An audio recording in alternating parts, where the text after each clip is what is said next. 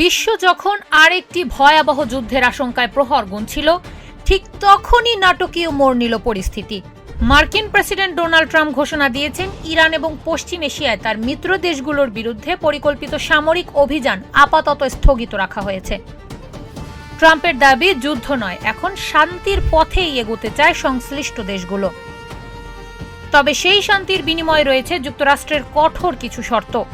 এই ঘোষণার পর আন্তর্জাতিক অঙ্গনে নতুন করে শুরু হয়েছে জল্পনা কল্পনা। তাহলে কি মধ্যপ্রাচ্যে বড় ধরনের সংঘাত আপাতত এড়ানো গেল, নাকি এটি আরো বড় কূটনৈতিক কৌশলের সূচনা?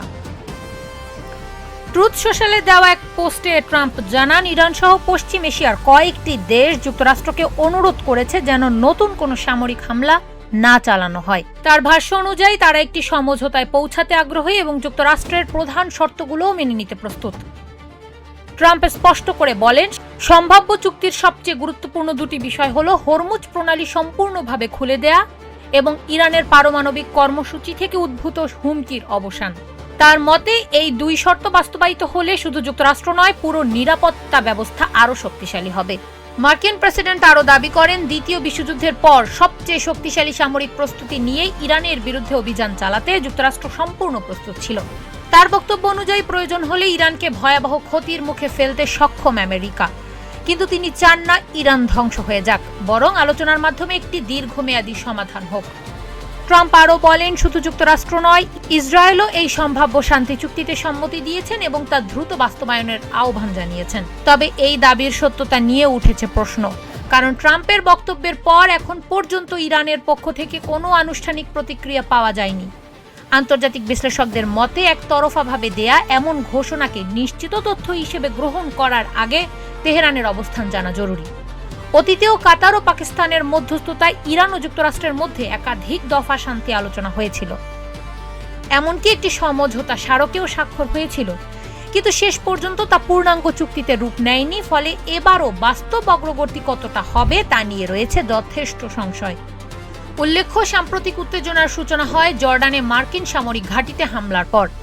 যুক্তরাষ্ট্র অভিযোগ তোলে ইরান সমর্থিত গোষ্ঠীগুলো এই হামলার সঙ্গে জড়িত। এরপর পাল্টা হামলা চালায় ইরানের মার্কিন বাহিনী এবং মধ্যপ্রাচ্য জুড়ে উত্তেজনা দ্রুত ছড়িয়ে পড়ে। কয়েকদিন আগেও ট্রাম্প প্রকাশ্যে বলেছিলেন কূটনৈতিক আলোচনার ওপর আর ভরসা দেখাতে পারছেন না তিনি। মার্কিন সংবাদ মাধ্যম ওয়াল স্ট্রিট জার্নাল জানিয়েছে, সপ্তাহান্তেই ইরানের বড় ধরনের সামরিক অভিযান চালানোর নির্দেশ দেয়া হয়েছিল পেন্টাগনকে। এমনকি ক্যাবিনেট বৈঠকেও ট্রাম্প বলেছিলেন ইরানের বিরুদ্ধে এমন আঘাত হানা হবে যাতে তারা আর যুদ্ধ চালিয়ে যেতে না পারে। ঠিক সেই প্রেক্ষাপটে হঠাৎ করেই সামরিক পরিকল্পনা স্থগিতের ঘোষণায় আন্তর্জাতিক রাজনীতিতে নতুন সমীকরণের ইঙ্গিত দিচ্ছে। বিশেষজ্ঞদের একাংশ মনে করছেন এটি হতে পারে চাপ সৃষ্টি করে কূটনৈতিক সুবিধা আদায়ের কৌশল। আবার অন্যদের মতে বিশ্ব অর্থনীতি, জ্বালানি বাজার এবং আঞ্চলিক নিরাপত্তার কথা বিবেচনায় নিয়েই আপাতত যুদ্ধের পথ থেকে সরে এসেছেন যুক্তরাষ্ট্র। বিশেষ করে হরমুজ প্রণালী বিশ্বের অন্যতম গুরুত্বপূর্ণ তেল পরিবহনের রুট হওয়ায় সেখানে কোনো সংঘাত পুরো বিশ্ব অর্থনীতিতে বড় সংকটে ফেলতে পারে। এখন সবচাইতে বড় প্রশ্ন, এই ঘটনার পর ইরান কি অবস্থান নেয়? সত্যিই কি একটি ঐতিহাসিক শান্তি চুক্তির পথে এগোচ্ছে মধ্যপ্রাচ্য, নাকি এটি মাত্র সাময়িক বিরতি? বিশ্ববাসীর দৃষ্টি এখন ওয়াশিংটন, তেহরান এবং তেল আবিবের দিকে, কারণ আগামী কয়েকদিনের সিদ্ধান্তই নির্ধারণ করতে পারে মধ্যপ্রাচ্যের ভবিষ্যৎ। শান্তির পথে এগোবে নাকি আবারও যুদ্ধের আগুনে জ্বলবে পুরো অঞ্চল? কারিমা, ভোরের আকাশ।